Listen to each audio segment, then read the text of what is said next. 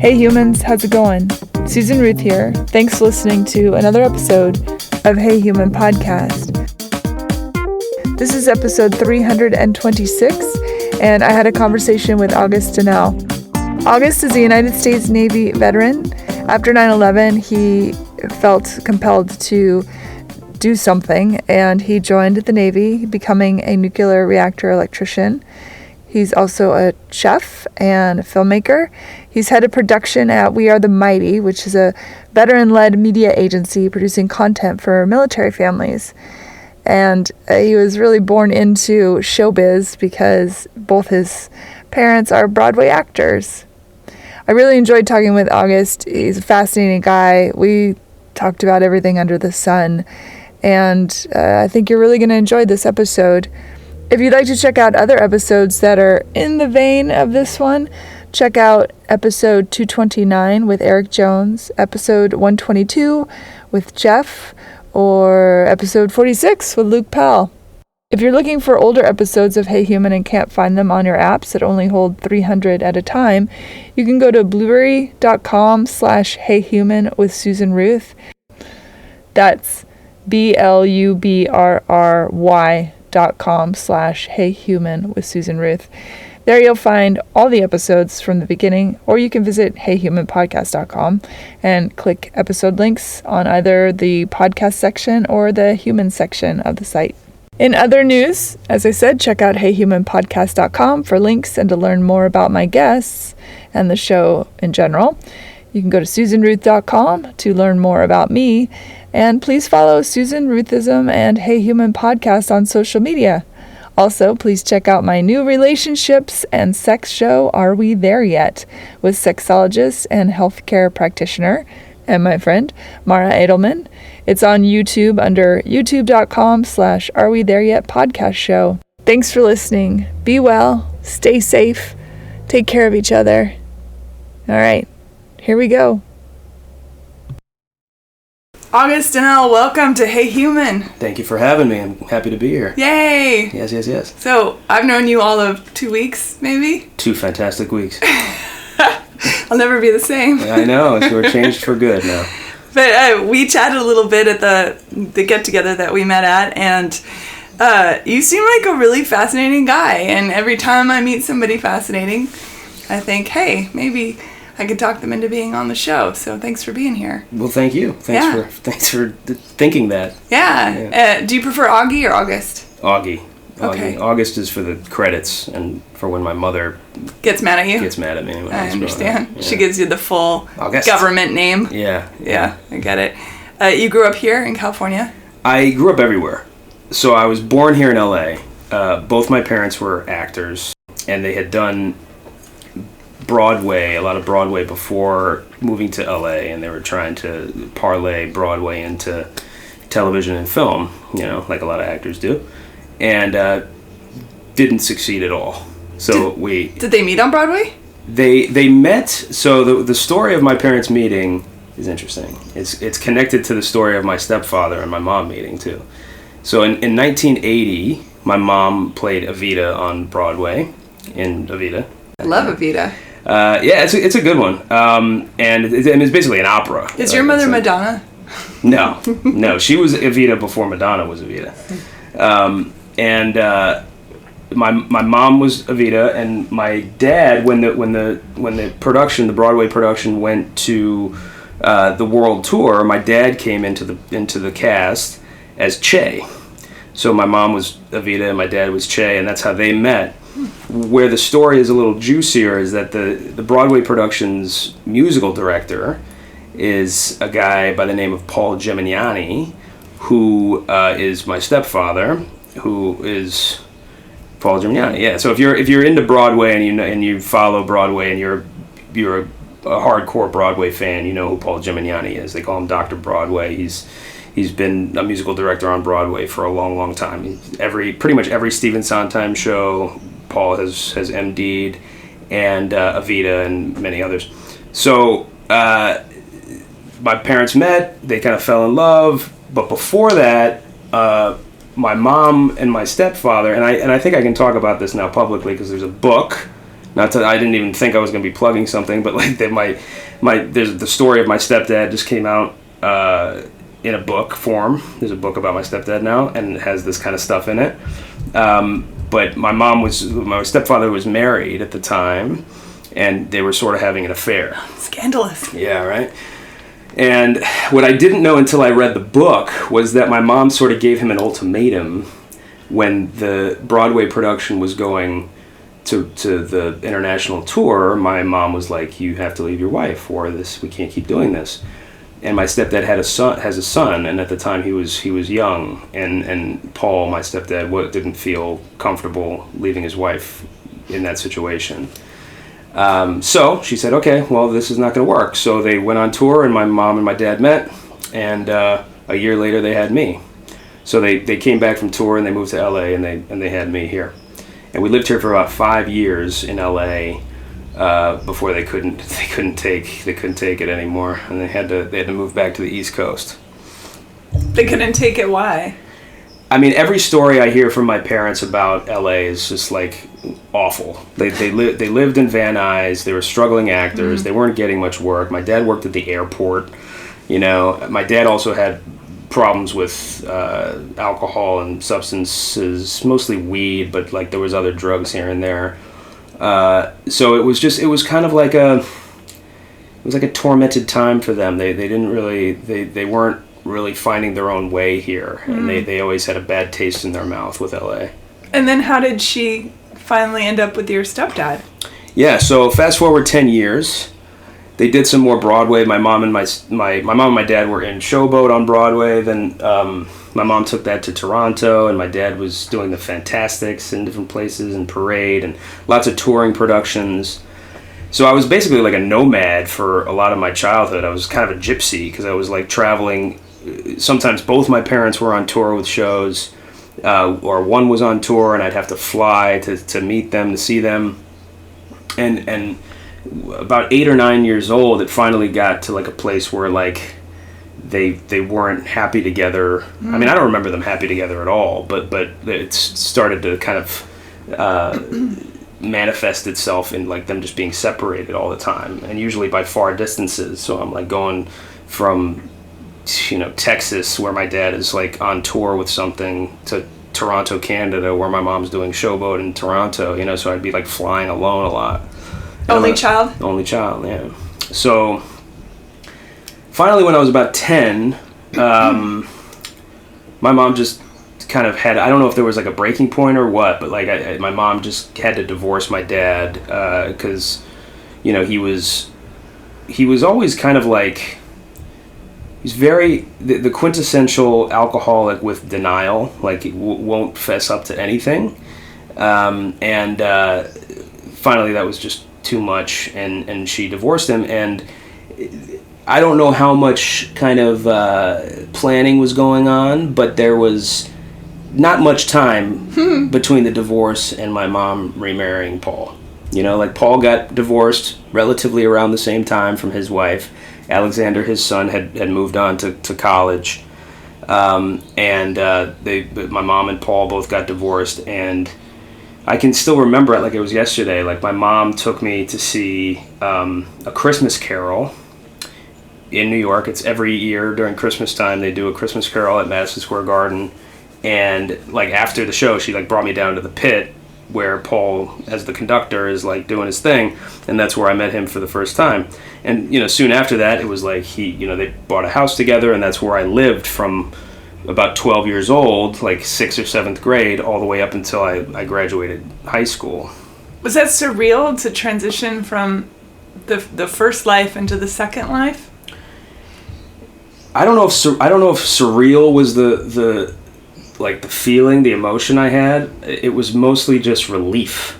You know, I feel like I was so I was always kind of a happy kid, but it was always, I knew how tough this was. I mean, it was like tough to live like this, you know, and I didn't have any friends, and I was always like moving to different places, and you know, having some stability felt great, you know. And there was something about Paul's energy, and like, you know, at that, I'm 12 years old, I didn't know how important he was, but like just being able to like go to the pit and you see the conductor and meet him and whatever. And he was very nice to me. Like he was very very kind. I remember there used to be like laser discs, before DVDs.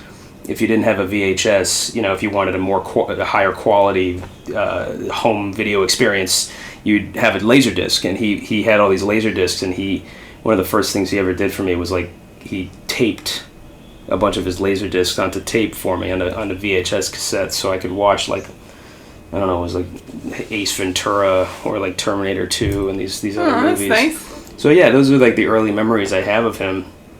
And it was just stability, right? Like I had no stability in my life until I was 12 years old, and this man, Paul, like kind of gave that to us, gave it to me for sure. That's such an interesting love story for them too, to find their way back to each other after all that time. Yeah, it kind of is. I mean, it's kind of this like, love never dies kind of thing, right? Where they were both in marriages that they weren't happy in. They both had single sons, only child sons in both of those marriages, Alexander and me. And they finally, they figured it out. They came back to each other. So they're still married today. I think my mom and Paul have been married for quite a bit longer now than my mom and my dad were married. Do you get on well with Alexander? He's a very busy guy. I never really lived with I never lived with him. He was already in college, and he would sort of live with his mom when he would come back to New Jersey. So we never really had a bonding experience. But I mean, he's a mensch. I mean, he's like a great guy. He's remarkably talented. He's been nominated for a Tony Award. He's been all over Broadway. He's done all kinds of stuff. Right now he's like building or taking the musical theater department of Northwestern. He might be like starting it, but if it's he's like doing something with it where he's revamping it and like making it an actual thing at that college. A force to be reckoned with. Yeah. So he's a guy. Were you showing aptitude for music or theater back then? I could always sing, I was always in the musicals, and I was always like, performing. So yeah, I mean, that's a lifelong thing that I've been involved in. I mean, I kind of like was born into this business. So it's something that I've always, it's kind of in my blood, Mm-hmm. And there was a time in high school there where I kind of like, in retrospect, I would say I kind of lost my way because I like started doing more sports and these things, and like that was fine for a time, but it wasn't really what, if my adult self would go back and do it all over again, I would have just stuck to performing because that's what I was meant to do. Sports are cool, like they get you learn how to work as a team and stuff like that, but it's just there's nothing like performing for people, especially if you like have some semblance of talent, you know what I mean? You don't want to waste it, you know what I mean? You want to be able to utilize it. High school was an interesting time for me. Was it a hard adjustment going from being the kid that's always the new kid probably, and then suddenly you're in a place that's like more constant? Well, I was still the new kid, right? So like it just lasted longer. Because the community that we moved into was like a suburb of New York City in Bergen County, New Jersey, like right across the George Washington Bridge, was very kind of insular. It was communities of people that have lived there their whole lives. It wasn't a lot of transient people. It was like, people who have been there for generations, if not generations, for like, at least the kids have been friends since kindergarten, so being a new kid in that environment is tough, and it takes a long time to kind of like be acclimated to that, and I started in that area of the country in 7th grade, and it took until at least halfway through high school to actually feel like I had some footing, some friends, and like that I wasn't just a new kid anymore. Did it make you extroverted or introverted? I'm always extroverted. I've never been introverted, and that's maybe the problem. It's like when you're a young kid and you're extroverted and you're weird and different and you've got a big fro of curly hair and you're chubby, you're fucking. I got a target on my back. So I was always extroverted. There was nothing that ever made me feel like I'm not going to be myself. It's just a matter of like finding friends who would be cool with that. Mm-hmm. You know what I mean? Mm. And that continues to this day. It's not just a high school thing. It's like, you got to surround yourself with people who get you and who kind of who like it, who don't just put on a facade, but are actually interested in who you are and get who you are. I mean, I'm kind of an eccentric guy. I'm very I'm very extroverted and at times intense, and I have an odd sense of humor at times, and with creative people, we have these drives in our lives, like, this is what, like, we have this passion in our lives that we're going after, and I don't have any separation of church and state in my life. Like, my passion, what I do, creating, whether it's directing or writing or singing or creating music or whatever, it's like it's kind of it's the vibe, it's the flavor that I have in my personal life too, so like, I don't know, this is top of mind because I've been talking to other friends about it, but like, intermingling with other people who aren't creative is always interesting for me, because it's like sometimes I feel, am I too intense? Is there too much going on here? Am I like being too intense? And sometimes they just don't speak the same language, and that's it. I mean, that's life, but it's always important for me to find people that, you click with, that's just something that we all want, we want to click with people. And I feel like I'm a pretty personable person, and I can kind of mingle and meet people. But like clicking with somebody, like someone that gets you, is that's a valuable commodity for me. I often find that humor is the big revealer for that, because it's such a specific personality trait, the kind of humor one has. It'll either speak to another or not, and if it doesn't, it really doesn't. Yeah. But when it does, it's like light bulbs go off all over the place. Yeah. And it's interesting to see who laughs at stuff and who doesn't. You know what I mean? Like who's offended by something or who might find it funny. Like, I mean, that's it. And I was just talking to Sarah Doe about this too, because she gave me a ride over. Sarah Doe did? Oh yeah. Aww. She said she's gonna bring you some flowers or some soup. She says, I think she feels guilty about the COVID thing. Yeah, but I had no context, and she was just like, I should bring her some flowers or some soup, and I'm like, what? She's adorable. I love her. Yeah, amazing person.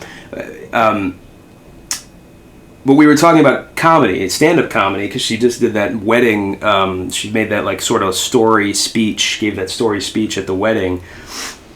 And we were talking about the power and the amazing feeling you get from performing for people. You have a captive audience, and they're all looking at you and they're all paying attention to you, and you have them. You can make them laugh, you can make them feel weird, you can do whatever you want to them. And like, comedians, I think Jerry Seinfeld said something like this, but it's like, it's very easy to tell if you're doing a good job as a comic.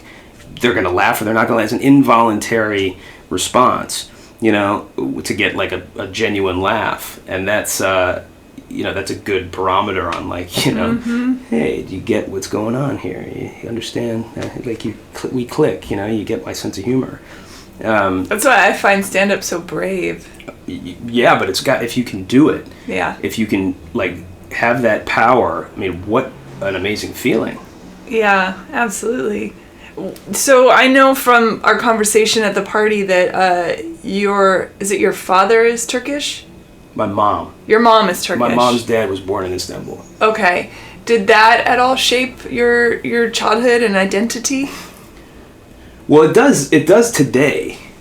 Just in my own mind it does. And I gravitate to that because I revere the idea of of an immigrant, because at the end of the day, or at the beginning of the day, I should say, that's what this country is all about, and that's what this country is made up of. And we're not that old of a country, right? We're all coming from other places, even at the beginning, So I just kind of like hold on to that because I like the idea of I like the fact that my grandfather was an immigrant, came here in his own life and started a family, had 7 kids with a Polish Catholic woman in Chicago, like that's a cool story to me. And I think it shaped me indirectly as a kid because he was a bit of a tyrant with my mother and her brothers and sisters, very strict. And my mom was a very strict mother growing up. So I think that definitely shaped who I was. Like more than like just knowing, because I didn't know him. He died when I was very young, my grandfather. My other grandfather died before I was born. That was the way it was back then. He didn't live, he was lucky to live to 65. A lot of smoking, a lot of steak A lot of smoking, eating. Steak, and alcohol, yeah. So I think the way it shaped me the most is just, hearing the stories of how they grew up, how my mom, uncles, and aunts grew up, is just living in a household that was full of love, that was like very, very loving. They grew up in a Frank Lloyd Wright house. My grandfather was an architect. They had some status, but he was very strict and like had very strict rules. And that's the way I grew up, and I think my mom might have been a little over, as I get older, you learn these things, you kind of see how your parents weren't perfect, right, as you get into your late 30s, right? And I think she was maybe overly strict on me because of how tumultuous my childhood was, so she wanted to make sure I didn't end up like my dad. She wanted to make sure that even though I'm moving around all over the place, that I still have some structure within the way I carry myself, and respect for people and respect for women, and making sure I mind my P's and Q's and do the right thing and work hard, so like that was always really ingrained in me. Like I was, school was very important. I was like, I was held to a high standard. I didn't really meet it until, I barely met it in high school. I was like a B student, but I didn't really, in my view here, I don't really think I met her expectation until I got into the Navy, right? Because the one school thing I was good at, the academics that I was good at, was math and science. Because I just kind of came to me. I didn't really have to know how to study. I didn't really have the structure. When you move around in 13 different schools before you're in high school, it's hard to kind of figure out how to learn. Because school systems, especially public school systems across the country, number one, there's a lot of bad ones. This country has a lot of work to do when it comes to education. But it's also like they have different structures and different requirements and different teaching methods and different curriculums, So when I'm moving from California to North Carolina to Florida to Canada to New York to New Jersey to, I have no structure, right? So like I didn't really figure out how to learn, how to study, how to retain information. I didn't really learn how to do that, learn how to learn until I was in the military, learning nuclear physics to be a nuclear reactor operator on an aircraft carrier. And if there's one place to learn something, it's the fucking military, because they will make sure you know how to do it. And if you can't do it, there's plenty of people who can't do nuclear physics operating a nuclear power plant, and they'll have some other job. But if you can, you will. They will push you to your absolute. There's no like if you could have done it if you worked harder in the military. That doesn't exist. If you can if it's humanly possible for you to achieve this goal in the military, they will get you to do it. They force you to do it. You're just forced to do your best, which is one of my favorite things about my military experience, is that and just my view of the military in general, is that it pushes you to your absolute limits. And past, I would say. Sure, fine, yeah, but like if you have the aptitude to do something, if you have any potential to do anything, whether it's physical, mental, emotional, whatever, you'll get there, and because they force you to get there, and there's plenty of instances where you might, this person might not get there on their own. What made you choose, firstly, the military, secondly, the Navy as the place to go after school? Yeah, that decision was made in tandem with itself. There's a bunch of reasons. The one thing, and I get asked this question a lot, but the one thing, no, it's good though. I mean, it's it's a very valid question. I'd be weirded out if you didn't ask me this question. It's from New York. I was a sophomore in high school when 9/11 happened. Everybody in the high school, we're in the suburbs of New York City, and everybody's parents are working downtown, or working in Manhattan, and it was pandemonium. I mean, to see like kids like running around crying, not knowing where their parents are at. It was kind of one of these experiences that I never had an experience like that before, and something about that day stuck with me. My guidance counselor, who was always an advocate for me, she was always in my corner, because I was also a bit of a class clown in high school, and she was always trying to help me out and keep me out of trouble and keep the teachers off my back. And her brother was Pete Gansey, who was the chief of the entire New York City Fire Department, who died that day. And to see her go through that loss, and then to hear, and he was a Vietnam veteran, to see her go through that loss, and I think it took me many years, maybe until I got to the company that I'm at now, which is the company about military media, basically. Did I find out about the story about that he knew that the tower? So they put this command center for all of the top-ranking police and fire department and all the New York City top-ranking people. There was a command center at the base of the World Trade Center, like in the basement, like where the train station was or whatever, because they didn't think that it was going to collapse at that point. Then they realized, okay, this fucking building is going to collapse. We all got to get out of here, and he wouldn't leave. He's like, I'm staying with my men. I'm staying here. I'm running the show here. I'm not, a leader doesn't leave his men. So he's the captain that went down with the ship, basically, And that shit is just heroism.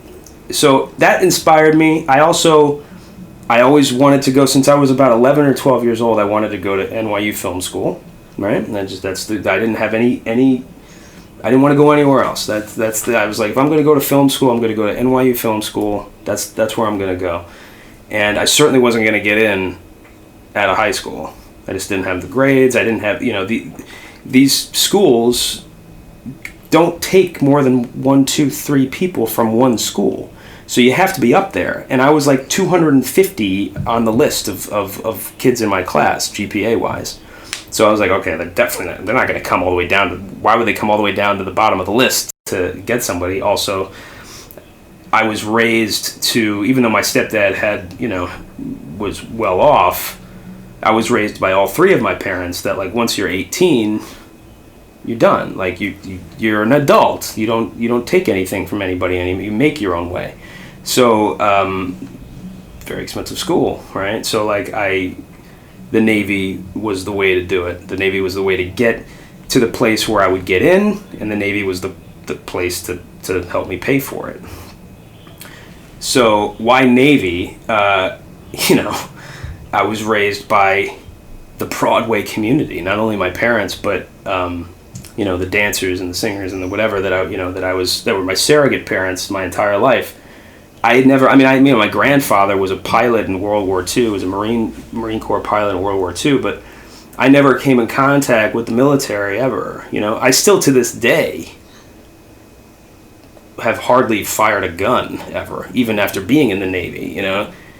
I'm not interested in holding a gun. I wasn't interested in going to war, but I was interested in supporting whatever we were doing in retaliation of 9/11, right? So, like, combat for me is not something that I wanted to avoid that at all costs, right? That's not built for that. But the Navy was a way to be a part of whatever we were doing, but in a different capacity. And then once I figured out that I could do this job that was like very important and like involved and needed, this nuclear reactor operator thing, that was very attractive to me, and it looked like a huge challenge. Like, you're going to go to this school for 2 years. For 2 years, you're in the Navy for 2 years before you even go on a boat. It's like you have to learn this job, and I was like, this sounds really hard. Do they figure out what your aptitude is then and give it to you, or do you say, hey, I'm interested in this thing, and then... They test you. Okay.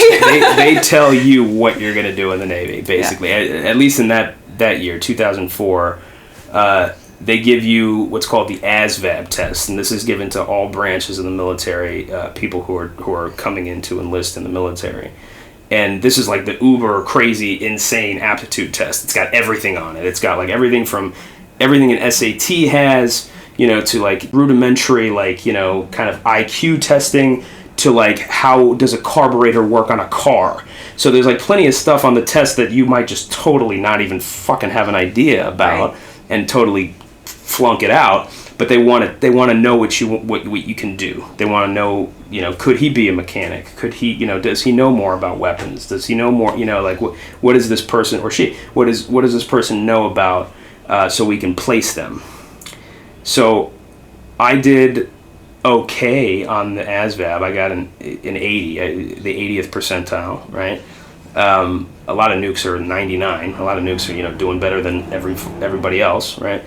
But because and a lot of times an 80 wouldn't be good enough to get into the nuclear power program, but because my like math and science scores were better, they gave me another test, and this was just physics, like basic physics. That's a funny way to put it, but yeah. Well, not like nuclear physics, or reactor physics, but just the baseline physics. And, like stuff you would learn in high school. And I did well on that. And they were like, okay, the only job you can do is be a nuke. You're either going to be a nuke, that's what they call it, being a nuke. You're either going to be a nuke, or you're not going to join the Navy. That's kind of the way they put it at me. Because I was thinking, I'm going to go in and maybe like do something with a camera.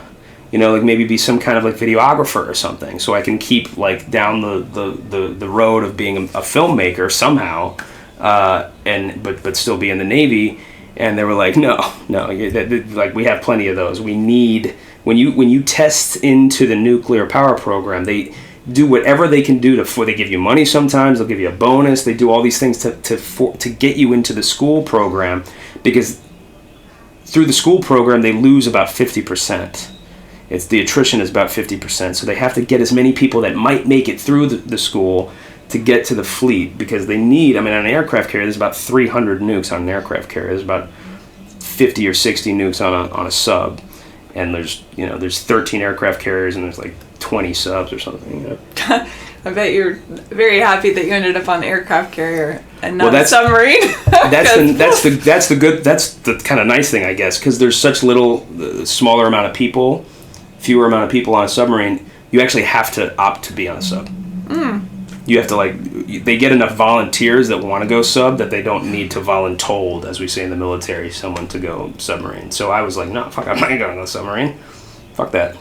It's cramped enough on a humongous aircraft carrier. If you've ever seen an aircraft carrier, it's massive. It's like almost as big as a huge cruise ship, right? It's like an airfield that floats. But there's 6,000 people on a fully loaded aircraft carrier. It's insanely packed with people.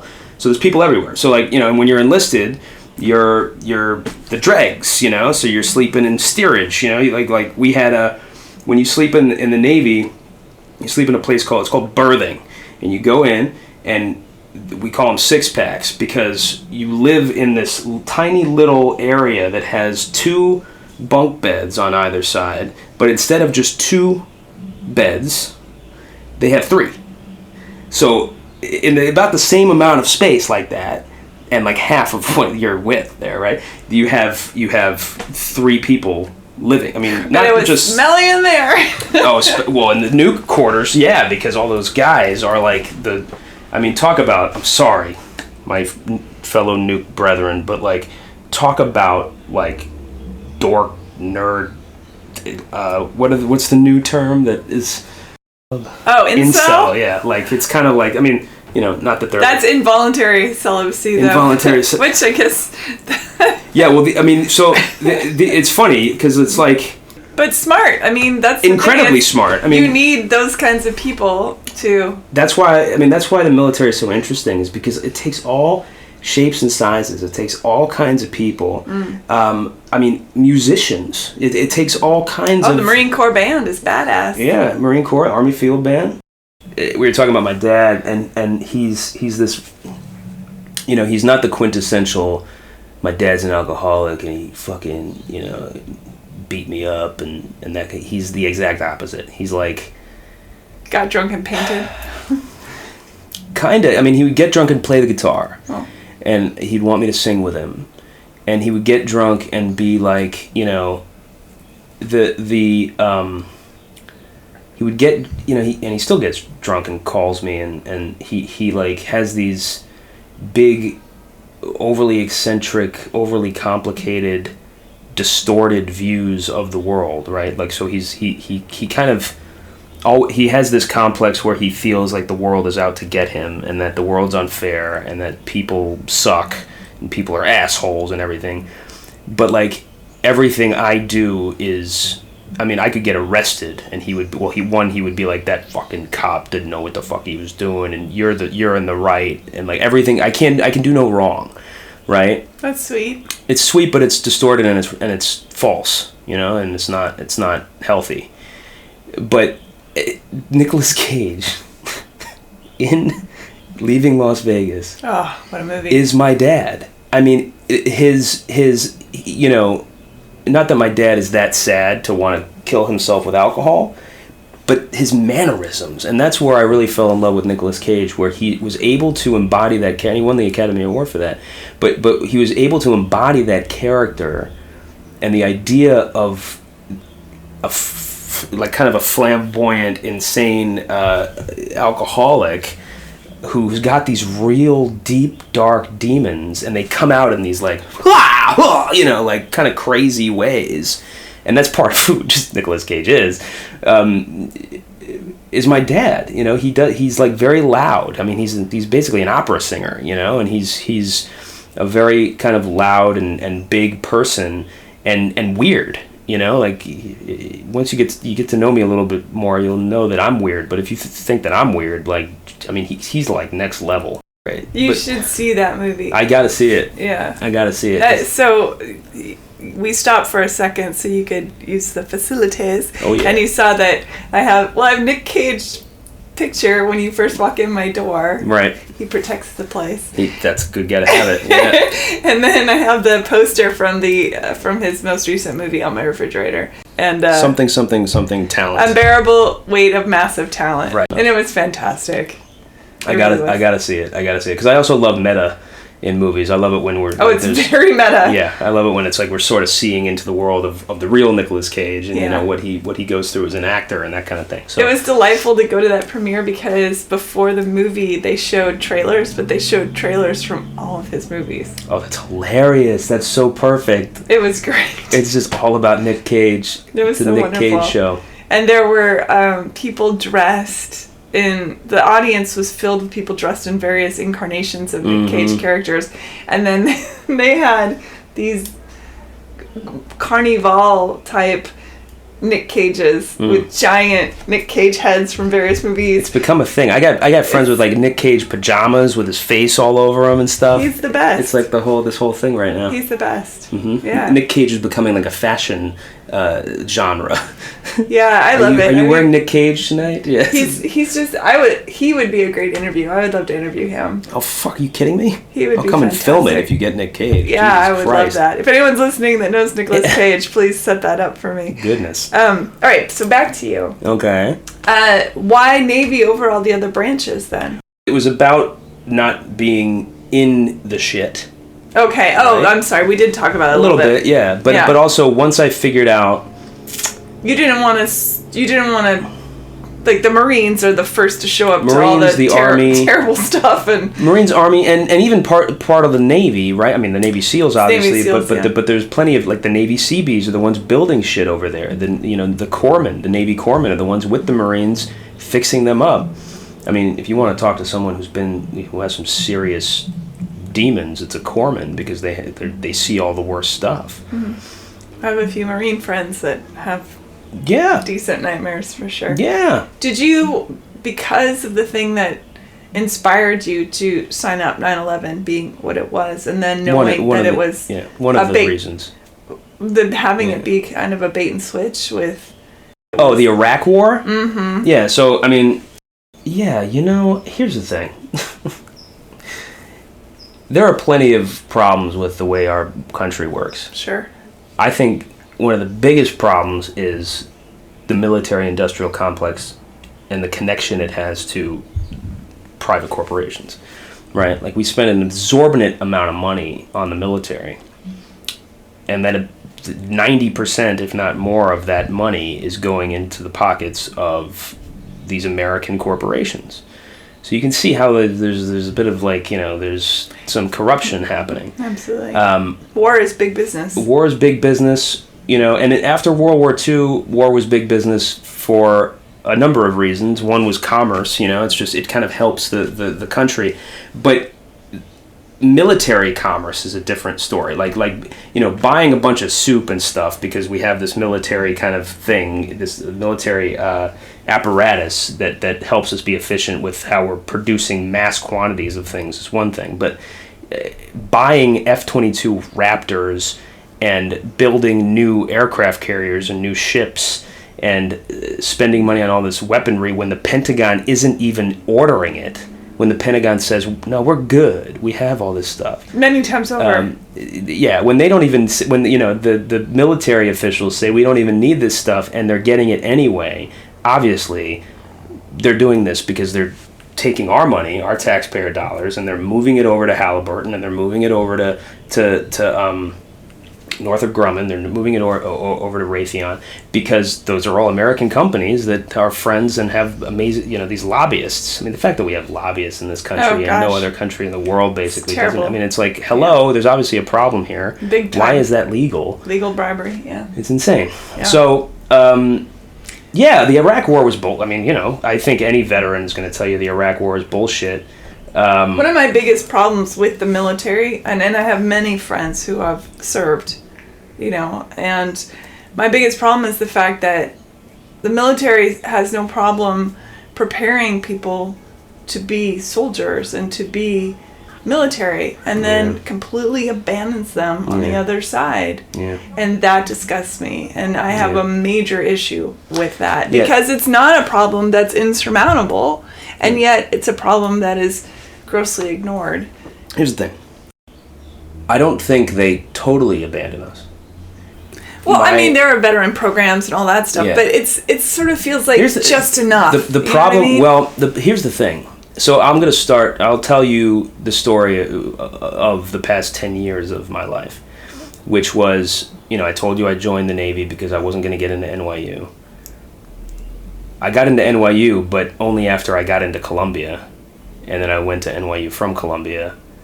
Columbia was 100% paid for. Like, the amount of grants after the GI Bill and the Yellow Ribbon Program, which is another military grant, that the Yellow Ribbon Program is VA money, government money, and that will match whatever the school gives you. Mm. So they're incentivizing the school to give you this grant only for veterans, and they'll match it dollar for dollar.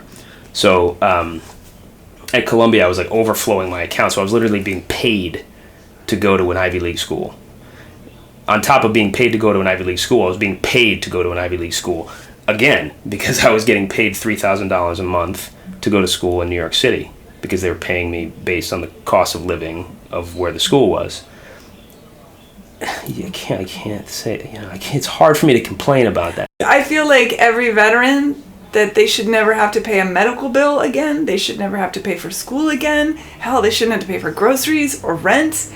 do you know what I mean? Like, I know that seems... That's a little much. It's not, though. Yeah. It's not. It's like, just never pay for anything again? I mean, fuck, you should... Yeah, can you be the VA person? I would be a lobbyist for that. Because if you have this expectation that you're sending our men and women to go do these things, and to be, in a lot of ways, superhuman, right? Mm-hmm.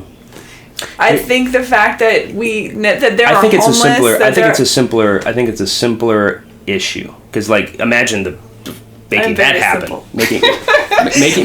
Imagine having to make that happen. But don't pay for a couple stingers. Don't pay for a couple of these big expensive things. That's the thing. Yeah, right. So like we spend tens of millions of dollars every time there's a bill that where money gets moved over to the military. We spend tens of millions of dollars, if not over $100 million on shit we don't need. So like that's hello.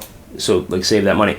But like what I've found, because the past 8 years of my life with We Are the Mighty, the military media brand, where we do a lot of work with the VA, we basically make videos. And sometimes TV specials and shows and stuff, with partnering with the Army, partnering with the VA, partnering with VSOs, Veteran Service Organizations. So I've interviewed hundreds. I mean, over the past 8 years, I've interviewed hundreds of vets. I've learned so much more about the military over the past 8 years than being in the military for 6 years. When you're in the Navy, I was concentrated on the equilibrium balance equation of uranium-235 and like how much is, how long is it going to take for us to get to rod point 3? Like, that's all. I was concerned about nuclear physics. I wasn't concerned about the mission or like what we were doing or, whatever. I was concerned about getting a plane off the deck, and that was about as close to military as my job got, right? It was mostly about working in a power plant and then keeping my uniform and all that bullshit. Like, that was too much of my day every day, was making sure my uniform was tight and all that. I think what it comes down to is veterans not knowing what's available to them. And I think that's like 70-30. Really?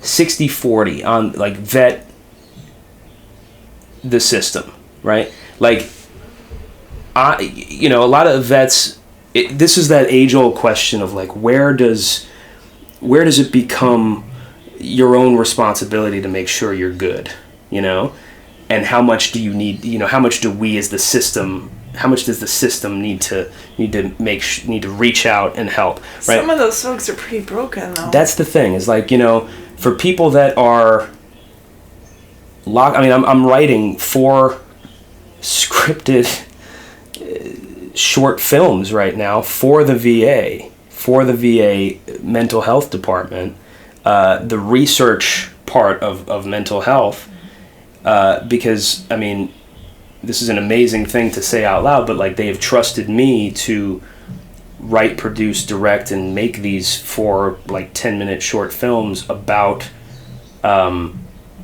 it, with the hope that veterans see them and reach out for help before they do something to themselves.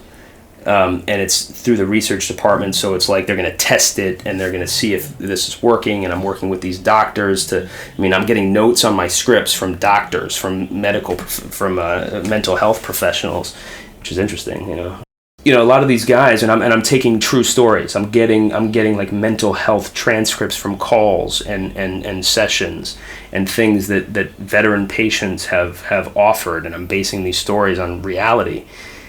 And there's one character that's like a recluse and can't leave and thinks he's a burden on his family and all these things, and it's one of the common denominators amongst most of us, even me, when you leave the military, is asking for help is not what you do.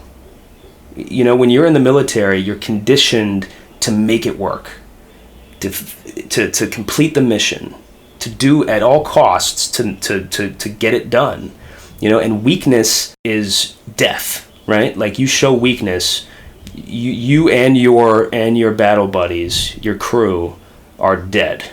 You can't show weakness. So those things that you get conditioned, like I was conditioned, I didn't think a missile was going to come at me. I didn't think I was going to get blown up. I didn't think I was going to get shot.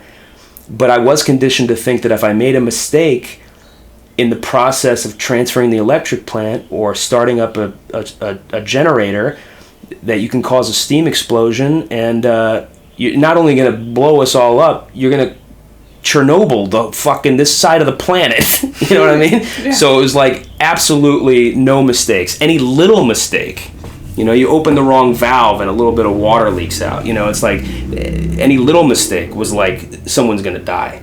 And they treat you as if you're like dereliction of duty. So to this day, this is what I talk to my therapist about. I'm like, I still have this conditioning of like any little mistake is death, right? So like my producer, like my one of the guys that works with me, like doesn't add up these cells of the spreadsheet, and we get reimbursed $357 less than we should have. I'm like, I gotta like have an internal discussion with myself, like, easy now. Nobody's gonna die because we lost $357. You know what I'm saying? It's like, just chill. Life's too short. Life's too important to freak out, you know, about that. And that's been a 10-year journey for me to like not have that anxiety, not have that kind of like hyper awareness of mistakes. But going back to what you were saying about veterans needing more, I agree with you. I think especially combat veterans need the reach out, you know, and there's so much available to them, right? Like the VA does. I mean, if you are, I mean, I've got plenty of friends who are 100% service connect disabled. I mean, I'm 10% disabled, you know, so I get $157 a month for the rest of my life. And that's just because of my, you know, mild PTS from what I was just describing, you know. But there's plenty of veterans. The problem is, or the trick, the hard part, is that it's just like when you go and you have to get you get a prescription filled and you had to pay out of pocket for whatever reason. And you got to deal with your insurance company to get that reimbursement that you're due. That's in the contract. They support, you know, they pay for that prescription, but you got to deal with the bureaucracy of an insurance company or whatever. It's kind of like that. You gotta know how to get what you are owed. But that can be incredibly overwhelming. Of course. I mean, it's overwhelming. You're right, because it's overwhelming for me. I hate it, and I'm totally good. I mean, I do this. This is kind of my job, is to get what we, you know, like I'm a producer. I need to make it work. I need to make it happen. So yeah, guys that come out that like are lost. Of course, what's a big emotional kind of like psyche problem is that at the before any of this dealing with the bureaucracy and the phone calls and shit, before they can even get to that, they have to get over the emotional hurdle of just being able to ask for help, to know that it's okay to ask for help, to know that it's okay to get $150 or $1,500 or $2,500 a month for the rest of their lives, depending on what their percentage is. They have to know that that's okay, that they're not weak because they're doing that the stigma of like someone's going to die because they're asking for help, or that they're going into a group therapy session, or that they're going to see a therapist, or that they're going to the VA because, you know, they have to figure that out. And that's, you know, a lot of it is on the vet, you know, and the community.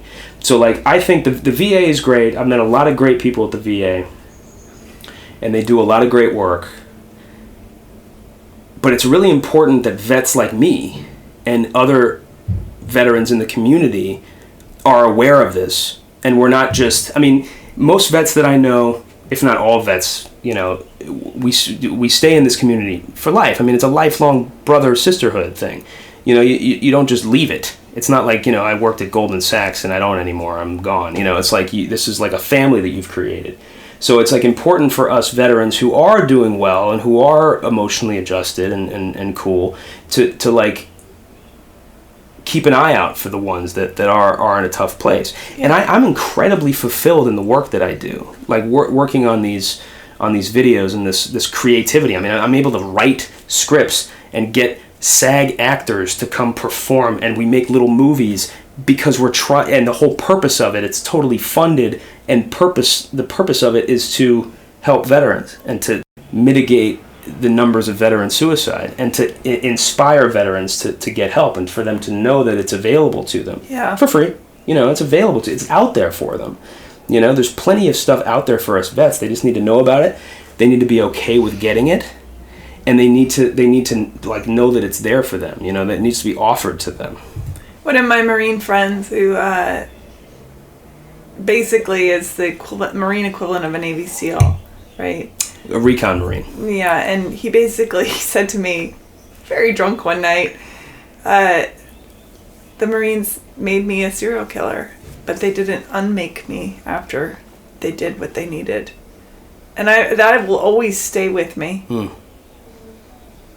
Yeah, that's it. Especially with that kind of thing. The Navy SEALs do an interesting thing, and I'm not sure. I don't know much about it. All I know is that part of the training to become a Navy SEAL is to train your brain to have a switch, to be able to be a killer, and to not be a killer. Yeah. So I guess the SEALs can just turn it off for good when they're done being a SEAL. I think that's a personality thing. I read this really fascinating book called On Killing.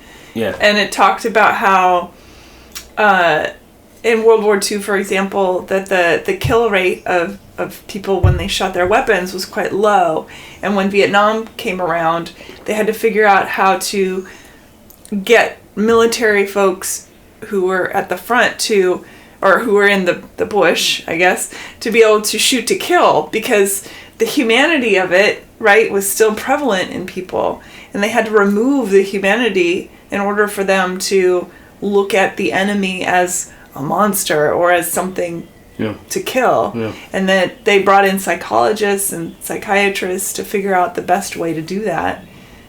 And after that, the kill ratios went way up. Yeah. It's interesting. I don't like thinking about it too long at a time, but civilizations have been warring with themselves since the beginning. Yeah. And we're not stopping anytime soon. And we're getting better at it. And the one thing about the drones, although that's a whole other podcast. Ethically, that's like a whole other thing. But the idea that they've been able to remove the human element from being able to kill a lot of people.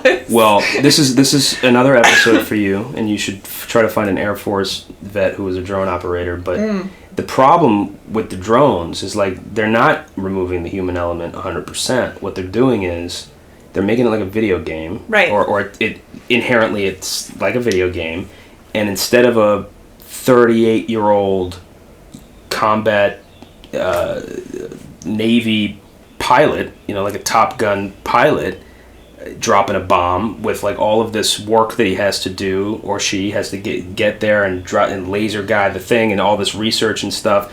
Now it's easier, and now we can just send a drone, but there's still a person on the other end who has to release the weapons, and it could be a 22-year-old kid who hasn't built up the emotional experience yet of launching off aircraft carriers, flying into enemy territory, radars tracking him. It's there's all kinds of stuff that happens in your experience up into when you get into a position where you're flying an F-18 over an Afghan village and you got to take out a target. When you're a drone operator, fresh out of now you can just all the equipment. You're in Utah, cool. Get into the thing. All right, you're gonna go over there. You're gonna drop the bomb. All right, drop the bomb on that wedding. I don't know if you've ever read Ender's Game, Orson Scott Card. Phenomenal book, terrible movie. But I think that's why all these video games and all this stuff that's so prevalent and so easily accessed is because we are training this whole generation of people to not connect the human element to what it is they're doing. Yeah, you're articulating the intersection or the border between life and death. It's where war lives, right? It's where combat lives. At the end of the day, you have to kill the enemy. You know what I'm saying?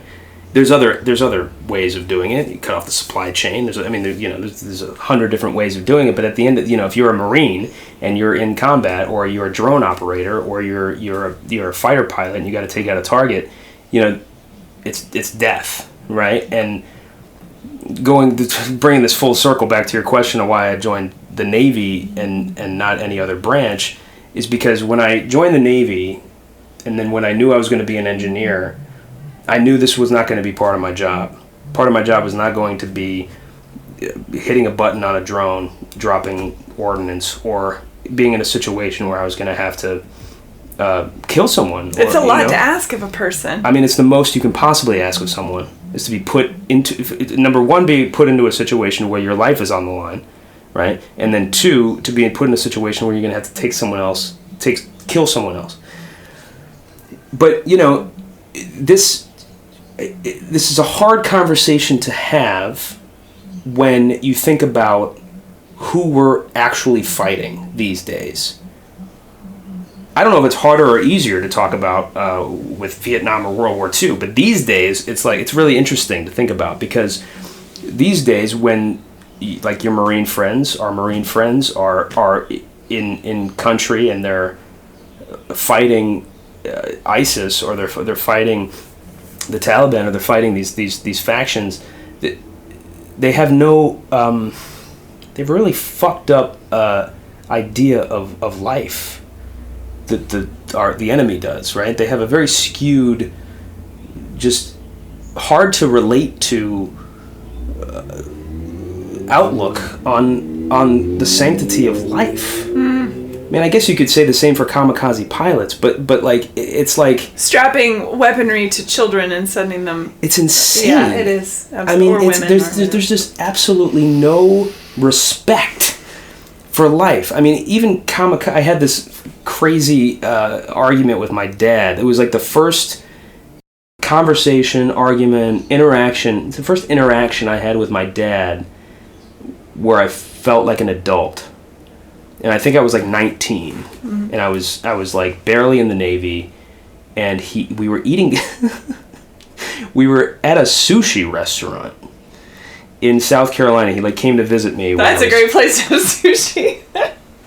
Not the best place, but when you're in the military, you got to be where you got to be. So we're having some. I mean, we're at the coast at least, but like we're having some sushi in the sushi restaurant in like the parking lot of a movie theater, like they do in South Carolina. And I don't know how this started, but the argument began, the debate began, and he has a lot of pride about his dad, and his dad was a World War II pilot in the Marines. Sure. And I was like, we're at a sushi restaurant, and I'm like, I love Japanese culture. I love the Japanese people. And even if you look at fighting them in World War II, they were a respectful enemy. We had, it's nothing like these days where our enemy takes civilian airplanes and rams them into civilian office buildings, killing thousands of innocent people, barely any military. Basically only police officers. I don't think any military people were killed. Right, that was about fear more than about anything. That was to establish. But they don't give a fuck about who they're killing, right? Yeah. The Japanese came over in a strategic attack, and they bombed Pearl Harbor. Naval ships. It's a military installation. Of course, there were mothers and children and civilians who died, but they were bombing the ships. It was a strategic thing that they were doing. When you're at war, these things happen. It's a different game these days, where it's like we're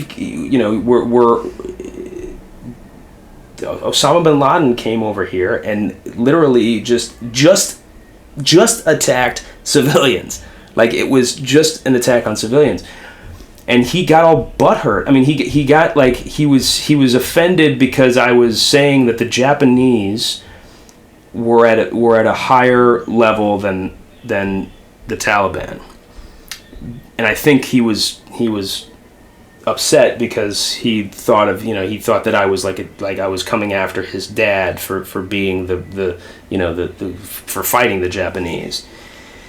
But at the end of the day, it's like there are rules to war. We've been warring forever, but there are there's a a respect thing there. And the hardest thing about, I mean, Vietnam was a tough war too. Vietnam was really bad. But the really tough part about the past, well, I guess it's over now, thank God, but like, you know, the 20-year-long war that we can call the OEF and OIF is that, you know, who are you fighting? You know, and what are we fighting? I mean, it's tied into what are we fighting for? You know, we're fighting for the Afghan people, we're fighting for the Iraqi people, sure, but like, is there, you know, you want to know that you're fighting for something that's going to actually last and be, you know, actually mean something and not just go right back to the way it was before we got there. Mm-hmm.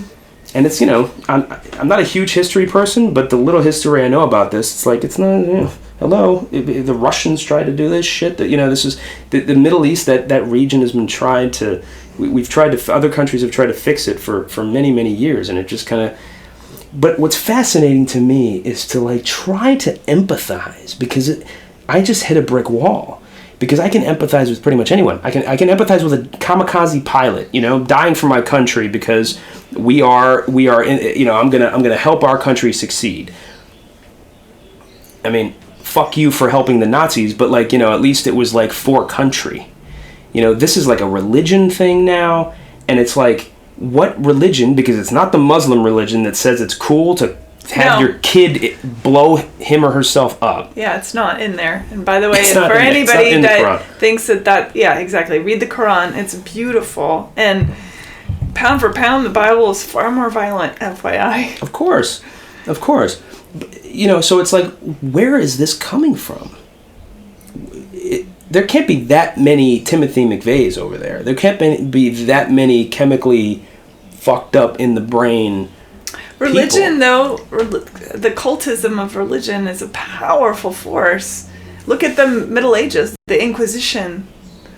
Look at what history has done in the name of God, whatever God they choose to hide behind. It's just funny because it's crazy to me because there's so many things I can empathize with. I feel like my capacity for empathy, I think, is pretty big. I think it's above average, but that's just one thing where I don't know if anybody can empathize with that. It's tricky because when you look to something like World War II and look at kamikaze pilots, we have the benefit of being in a place now where that is so long ago and you can see in perspective. Yeah. There's an argument to be had that from the Taliban's perspective, right, that they think that they're in the right because this is their land, this is their religion. They've bastardized their religion, but that, in my humble opinion, I probably know I'll have a fat mom, but whatever, that they do believe that they're in the right, just like every generation. Well, they must believe they're in the right. Of course. But like this is their country. It would be one thing if we were invading their country, like it's Russia invading Ukraine. But look at our country. Yeah. Look at our country and the theocracy that's building ammunition like crazy right now. Sure. Right? They're hiding. They're using control and manipulation and hiding behind a deity in order to do it. It's not really about the deity because, I mean, I've read the Bible a lot. And this Jesus guy didn't do any of this shit and certainly did not preach any of this stuff. You know what I mean? The perspectives are there. That's why I look at some of the rhetoric of some of the people in power right now in this country, yeah, and I can see the parallel to these other countries that we think are mad for the way they treat women and children and others, quote unquote. We don't kill people here. You know? We don't kill our own people. We do, but we don't. The people that have gone into, say, like Pulse nightclub, right? There are one-offs. People who go, oh my gosh, I have been reading and believing manifestos, and I think I have to go kill all the gay people. Or I'm reading and believing. It's a crazy person. It's a crazy person. Yeah, but it happens in such big numbers. I mean, these are like cults, I guess. You could say they're like massive cults. This like is my ISIS argument. Is a massive cult. This is my argument, is that is a massive cult, right? It's bastardized a religion, which, you've read the Quran, I'm assuming. I've read the Quran. It's a beautiful, it's beautiful, and there is a sanctity of life within it, just like, do you know what I mean? And so I feel like that there is not a big difference. I think that humans like to think, oh, we're so different than that guy over there. He's a terrible person. He's running around murdering in the name of this, that, or the other. And I'm saying we have to look at ourselves as well, because we're running around doing the same thing. Yeah. That's my argument. And we've gone way off topic, but it's an interesting conversation. Yeah, it is interesting. I mean, I can't empathize with ISIS the same way I can't empathize with someone who takes their own life. Because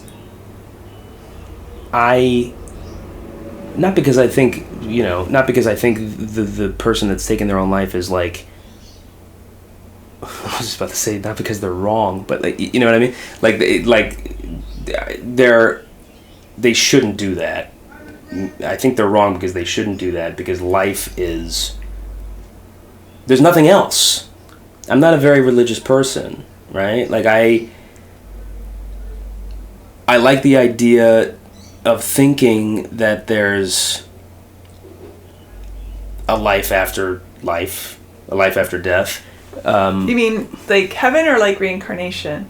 I don't know. Oh, okay. But I have no idea. None of us know. Of course not. But if we knew, then it wouldn't make sense to know, right? You have to not know. There has to be mystery, or else it's like, well, I'm just waiting to go, and then everybody would suicide. But, it's like... So I have faith in a higher power, right? Like, I think there's some meaning to life, right? Like, I don't think this is just some kind of, primordial soup that somehow came. There has to be something before that. I mean, the Big Bang has to be for a reason, there has to be some meaning to life. You know what I mean? But life is life, right? What we know and what we can touch and what we can feel is life, and it's each other, right? And it's living on this earth. And that is so precious. And even beyond the preciousness of it, it's that's all it is. That's all it is. That's all we have is life, right? Like I get that, but I also can see the point of somebody who wants dominion over their own self. I think in general, medical suicide, for example, I totally understand. And for those who... Yeah, ending pain, sure. Ending pain, yeah. But then who's to say which pain is valid over which pain? The person that's ending their own pain. Yeah.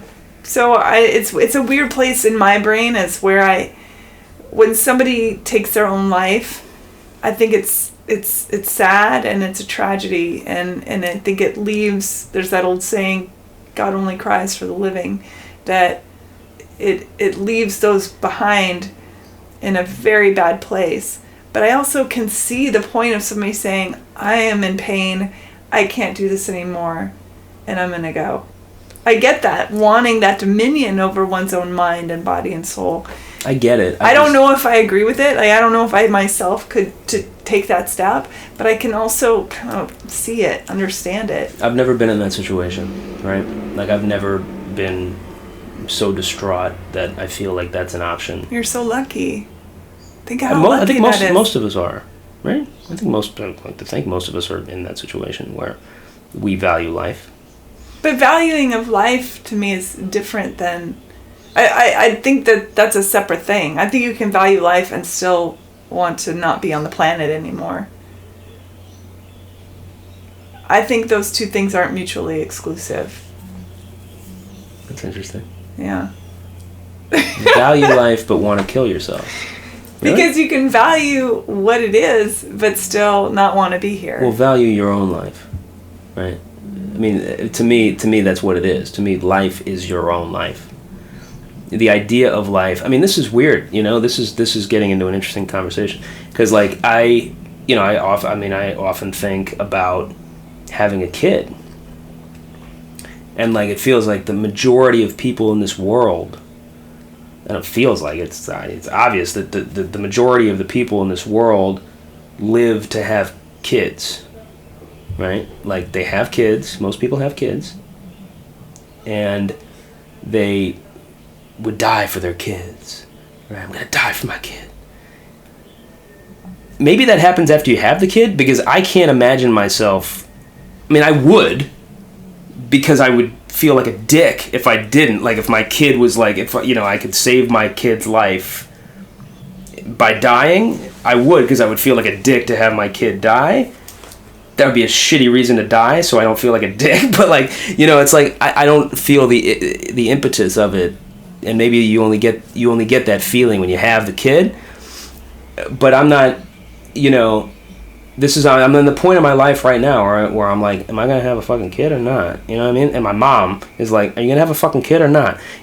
So it's like, but I have no drive to, and I think it's tied into this feeling of not really feeling like I have that same kind of outlook on life that most people do, where they like live for their kids, where they like or live through their kids. Well, it's a hyper-extension of oneself. It is where we get to be a god. Interesting. Yeah. We create a being. And yeah, I never thought about it like that. Maybe that's why I don't like it, because I don't like having that much control over shit.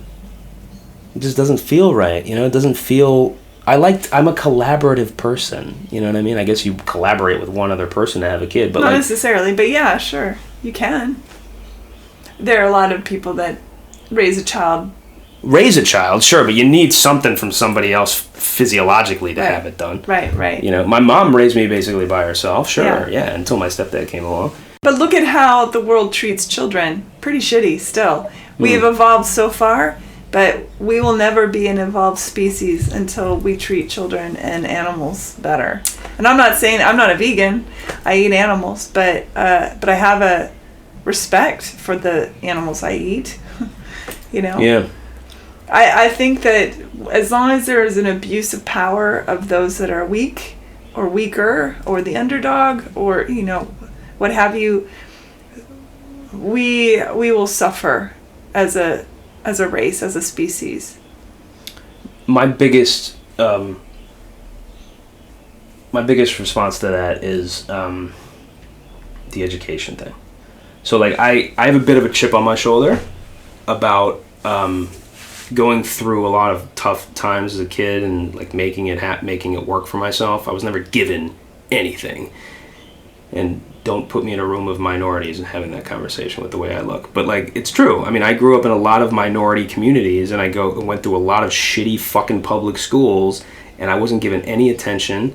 Technically, you're half Turkish. That makes you feel I'm a quarter Turkish. That you asked me before, why? Like, I grab onto that shit. I mean, I lived my child. I mean, I went to the food bank. I was on the food line. I fucking, my dad was a lunatic. Like, I went through a lot of shit. And then my mom remarried my stepdad, and I was in a very affluent community, and I got fucking picked on by rich black kids and rich white kids. And, I've lived all over the different corners of the universe. Money supersedes race always. Yeah, it's the fucking money. But the problem... Economics always. And it always becomes this kind of, like, muddying... it muddies the discussion where it's like, yeah, we're fucking bad on the minorities, whatever. But, like, the community of minorities live in that community and they haven't been able to get out of that one area that everybody's being oppressive to because there's no school that's good over there. That's right. And like if you can make the charter school pull more people from that place and move it over there, then maybe we're making some progress. It's economics. But it has nothing to do with the amount of melanin in someone's fucking skin.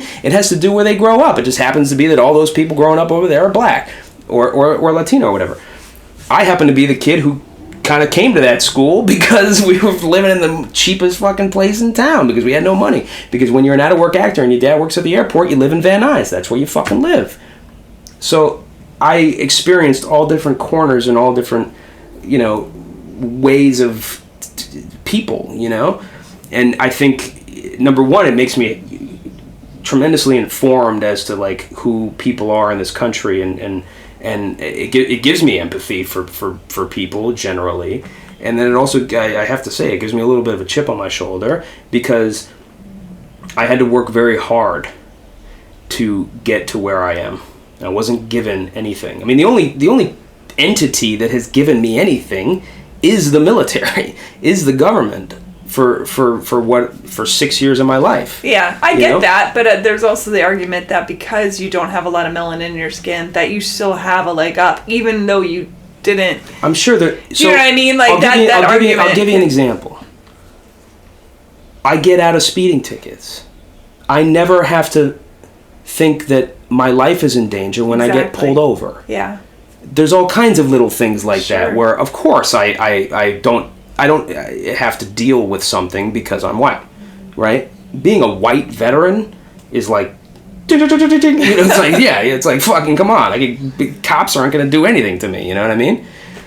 So it's like, yes, there's definitely things like that. But when it comes to like where I've gotten, the only like leg up that I've been given is that I'm a vet, you know what I'm saying? And I'm really proud and happy that I made that decision to be a veteran, because it almost gives me minority status. I mean, in a way it does. In a way it technically does, you know? But like to cut myself out from the rest of the vanilla ass white dudes in America, you know, and not to say that I'm vanilla, but you know, like to just set myself apart for that, to allow someone to say, oh, well, let's give this person a little more of a shot because he's done this, you know, or because he or she is different than other people, or because maybe he or she had a tougher time getting to where they got, you know. When you look at, this is the thing for me, when you look at me, or you look at me on the surface, you don't know that I've had a really tough time. That it's a flip side thing, right? Where like being white, and nobody ever fucking talks about this, but like being white and having a tougher childhood and scraping and fucking not having a good education, having to go through 13 schools before high school, and having a dad who's got drug and alcohol problems, and having these things. Nobody's going to say, you know, nobody's going to look at me and look at my skin color or look at my race and say he's had those things, you know? And, you know, at the end of the day, it's fair. At the end of the day, it's fair, because I don't want someone to give me a handout for something like that. I'm fine with them. But you will always have a leg up because of how you present. Nobody knows the economic level of anyone at first glance unless they're presenting like, you know. Yeah. They're a hobo. Or yeah, or like, I was like, are hobos, like, can you say hobos still? I don't even know. But, unhoused person. But to me, a hobo is like the guy from the 1930s with the little stick and the sack. Probably a Navy vet. Yeah, exactly.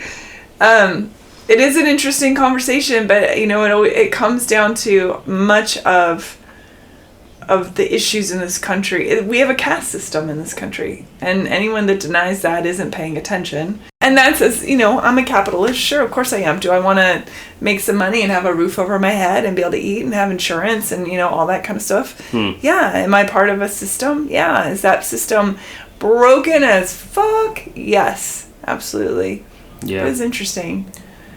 I think it's, I mean, I can tell you from going to school in LA, in New York City, in New Jersey, in Wilmington, North Carolina, in Chapel Hill, North Carolina, in Boca Raton, Florida, Toronto, Canada, and Chicago, that the public school system in this country is the root of the problem. Oh, it's terrible. Not enough of our tax dollars go to... I think that's intentional. I have a whole thing about that too. We could talk for hours about all this stuff. Just not, they don't have the lobbyists. You know, it's like, I mean... It's also much easier to control a populace who's not very bright or who's not been educated. Yeah. You know, and I don't think that's crazy to think that the powers that be are like, you know... How do we control things a little bit better? It's a little crazy. I'm not saying it's wrong. It's a little like, conspiracy theorist, of course, but I think it's... Because like, I'm a product of public school education. It sucked. I hated it. and it's broken. But here's the thing, too. Public school, in all of those places but one, there was one standout that was different than the rest, and that was Bergen County, New Jersey, because the taxes are insane. And they've done something to make sure that when I graduated, I told you I had to join the Navy because I wasn't getting into NYU, but that same year, like 3 kids out of my graduating class went to Harvard. I have an ex who is from New Jersey, and the education that he received in public school... These were public schools, yeah. Incredible. He studied Latin, mathematics, science. They're like connected art. to like Columbia and like other great schools in that area, and like maybe other Ivy League schools, and they like know what the colleges are looking for. That's a college prep high school. Like they know how to get these kids into college. And people love to talk shit about New Jersey, but they don't fucking know. It's the Garden State for a reason. Yeah, it's like they've just been driving on the New Jersey Turnpike. I mean, there's a reason why like half the fucking celebrities that like work out of New York City live in New Jersey. Right. Like, you know, Chris Rock like came by the movie theater all the time. You know, it's like and there's no. The thing is that there's no private schools in that area. There's one. It's Bergen Catholic. It's one Catholic high school in that whole county, basically, because there's no need for a private school. Yeah, the public schools are exceptional. Because the taxes are astronomical, and you have a lot of rich people with paying a lot of property taxes on these ridiculous homes. And then, you know, I mean, it's the money. I mean, it's all about the money, right? Like, that's where economics. What it comes down to. I'll always say it's economics. But the problem with that is that Chris Rock and 3 other families were the only 3 black families in the community. Right. You know, so like all of the rest of them are in Hackensack and in Trenton and in Newark, you know, where the schools are terrible, and then they're just going to stay there because the schools are terrible, so they're not going to get into a good school, and like, you know, they're going to join the military and maybe break out, right? And like go. I mean, I went to Columbia not because I finally got it into a system of that high school, because I was still reeling from, you know, I think undiagnosed ADHD, to tell you the truth, for my entire childhood. But like, I think I joined the Navy because I just saw it as the best option for me, and that's where I actually was able to grow and like get to a place where, like, you know, I was able to get into Columbia and NYU and really kind of meet my potential. Yeah. But it wouldn't have happened without the Navy. Well, let's talk about We Are the Mighty. How Sure. did that come to be in your life? So I graduated NYU in 2013, and I, oddly enough, like I was like working as a coordinator for a commercial director and these other random things, and I, oddly enough, started teaching acting at NYU. I like was producing and directing and like teaching editing to actors and doing this like, you know, holistic filmmaking thing for these NYU acting students at this place called Stone Street, which is a studio. Is one of the studios that they send their senior year drama students to. So funny little aside is that like I was 25 years old or something, and I was literally the guy on the name on the transcript of these NYU students. I had to give them grades, which was bizarre. I was like, what the fuck? Professor Augie. Like, it's like so strange. I didn't really like it. It didn't feel right for me. So, but like while I was at Stone Street, like teaching, I met a guy named David Gale, who is a Hollywood producer who ran MTV Films for 20 years, produced Election and all the Jackass movies and Beavis and Butthead and all these MTV films movies, and he left MTV and was inspired by this thing that Zach Galifianakis was doing, where he was like teaching comedy to veterans. David is not a vet, but his dad was in World War II. And he was like, this is an interesting thing. Like, he was inspired by this thing that Galifianakis was doing, and he saw some kind of zeitgeist coming. And David's great about this. He sees like trends. You know, he did the same thing with Election and you know, the movie Election, and he would see like how something's going to actually be popular before it's popular. David tells this great story about getting the Twilight script. and he loved it, and he pitched it to Van Toffler, the president of MTV, and all the people at MTV Films, and they passed on it. They passed on Twilight. He loves telling that story because then Twilight becomes this huge, insane franchise. So he saw this thing happening with the military community, and he was like, okay, there's some power here, but it's also, there's some, this is a capitalistic venture. Like, there's also some money to be made, because this is a community that when you aggregate the family members and the people the loved ones of the military and veteran community, I mean, it's 3/4 of the country, right? So what other community is that large? So he saw something happening here, and he wanted to start a media company, situated within this community. And he started We Are the Mighty in 2014. Right at that time when he was researching, trying to meet as many veterans as possible and try to get into the space, my friend from Columbia, who was the leader of the Military Veterans Association at Columbia, he was going off to work at Google. So David found him somehow, and they had a meeting for coffee in Midtown Manhattan, and Rich at Columbia called me, and he's like, hey, I'm meeting this Hollywood producer. I know you're the film guy. I thought you want to come to this meeting with me and him, because he wants to talk about being a vet and all this stuff. And I'm like, yeah, that sounds great. That's cool. So Rich invites me to this meeting, and I show up, and Rich calls, and he's like, I have this dentist appointment. It's going long. So he didn't even come to the meeting. He had his dentist appointment ran long. So I'm with David Gale. I meet David in this coffee shop. He's a tremendously nice guy. He's very warm, very down to earth. He went to NYU Law School, so we had that kind of thing to talk about, and he's from New York. So we spent 3 hours just kind of getting to know each other in that coffee shop. Long story short, cut to a couple months later, and he calls me, and he's like, you should come to We Are the Mighty. You should come help us start this business. Explain what We Are the Mighty is. Yeah, so We Are the Mighty is a media brand for and about the military community. So it's a website. We have a social media following of a couple million people.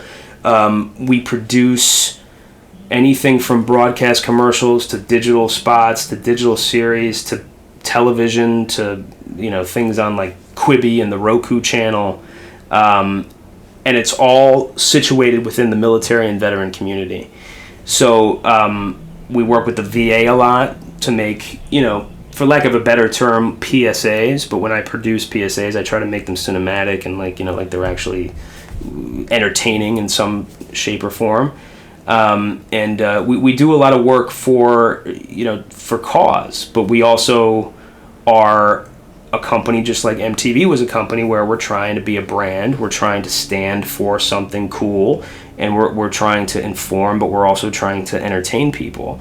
So it's a cool place to work. It's a cool intersection of my film and performance and storytelling background with the military background, and our office is underneath the Hollywood sign in Hollywood, so we kind of call ourselves the cross-section of the military community and the Hollywood community. Ever so often we'll actually consult with bigger Hollywood movies or TV shows, like we did it with we did it for Thank You for Your Service, which was a movie with Miles Teller. We consulted on the script and on the authenticity of what they were doing. Did you work with Maverick? We did. So most of what we do at We Are the Mighty with the military movies is marketing. So once the movie comes out, we help them build a marketing plan. Sometimes we produce content, video content. We'll put articles on the website. That movie was so good. It was good. It was better than I thought it was going to be. I loved it. But for Maverick, we set up a screening on the Intrepid aircraft carrier. It's a defunct museum aircraft carrier in New York City. We set up a screening for 300 vets and people in the community to come watch Top Gun Maverick before it came out. And then we film it and we did a couple of different video ideas for that event. We're at the premiere. We do a couple of little pieces at the premiere, the red carpet, all that stuff. One of our guys, Ryland's dad, worked on the original Top Gun with Tom Cruise, so that was a nice little like connection that they had talking about that.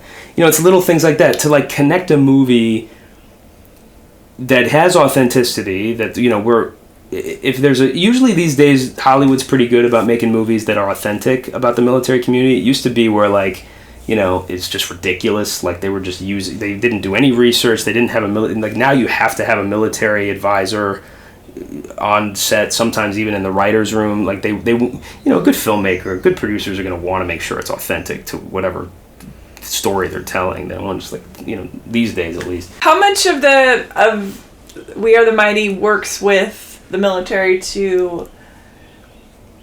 this is something I've always wondered. When I'm watching a movie that is pro-military, like Maverick or, you know, whatever. I'm trying to think of all the military movies I've seen. I've seen so many. 12 Strong. Yeah. Hunter Killer. How many of those are being funded in part by the military in order to... Zero. Oh, okay. I always wondered that. I always wondered if the military kind of says, oh, here's a couple $1 million to make us look good. No, what they do is they give you access. The studio system doesn't need any more money. They for Top Gun Maverick, that was like a $200 million movie or something. They're fine. What they need, though, is they need a fucking aircraft carrier.